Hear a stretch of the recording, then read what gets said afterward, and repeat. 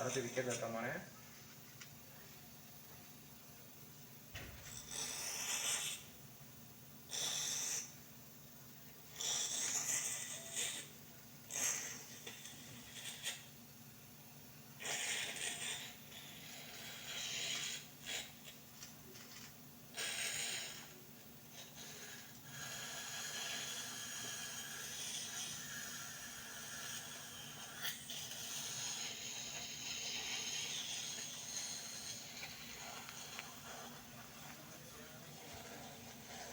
മൂക്കുള്ള ശ്വാസം എടുക്കടാ. തിരിക്കണേ. സിസ്റ്റർ ഉണ്ടോ അവിടെ?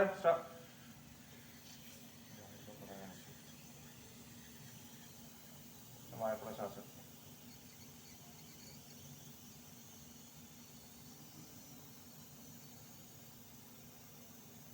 ഇതൊരു ദശയാണ് കണ്ടോ, കാണുന്ന മടക്ക മടക്കായിട്ട് കാണുന്ന കണ്ടോ നിങ്ങൾ ടി വിയിൽ. മൂക്കുള്ള ശ്വാസത്തെ മോനെ ഫുള്ള് ബ്ലോക്ക് അല്ല, അടിയിൽ ഇപ്പോഴും ഇത്രയും കൂടെ സ്ഥലം ശ്വസിക്കാനുണ്ട് കേട്ടോ. പക്ഷെ ഇതിന് കുറച്ചൊരു വലുപ്പം കൂടുതലുണ്ട്. ഇത് പുതിയ ദശ വരുന്നല്ല, എല്ലാ കുട്ടിക്കുള്ള ദശയാണ് കേട്ടോ. അവിടെ എല്ലാ കുട്ടിക്കുള്ളൊരു സംഭവമാണ് അത്. ഇത് വലുപ്പം കൂടിയിരിക്കാന്നേ ഉള്ളൂ കേട്ടോ. ഇതിപ്പോ ശരിക്കും ഏതാണ്ട് ഇവിടം വരെ വലുപ്പം പാടുള്ളൂ ശരിക്കും ഇതിന്റെ. ഇവിടെ ഞാൻ തോന്നുന്നു, പക്ഷെ അതിന് ബാക്കി ഇവിടം വരെ ഉണ്ട് കുട്ടി കണ്ടോ. അപ്പൊ അത് വലുപ്പം അലർജി കാരണമാണ് ഈ കൂടി വരുന്നത്. പക്ഷെ അടിയിൽ ഇപ്പോഴും ശ്വസിക്കാനൊക്കെ സ്ഥലം. മൂക്കുള്ള ശ്വാസം വിട്ടടാ കണ്ടോ, ഇത്ര സ്ഥലം ഇപ്പോഴും ശ്വസിക്കാനുണ്ട്.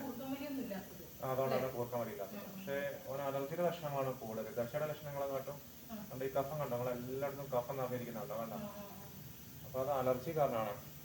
അലർജിയുടെ ഒരു ഗുളികയും മൂക്കടിക്കുന്ന സ്പ്രേയും ഒരു 3 മാസത്തോളം തുടർച്ചയായിട്ടൊന്ന് ഉപയോഗിച്ചാലും എൻ്റെ പ്രശ്നങ്ങൾ ഒരു 90% പൂർണ്ണമായിട്ട് കുറവ് പറയാൻ പറ്റില്ല, 90% കുറഞ്ഞോളും.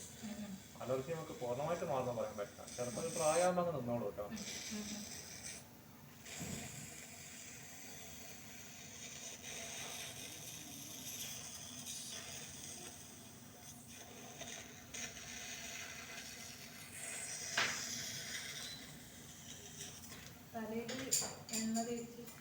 തലയിൽ എണ്ണ വെച്ച് കുടിക്കുന്നുള്ള കുഴപ്പമില്ല. പക്ഷേ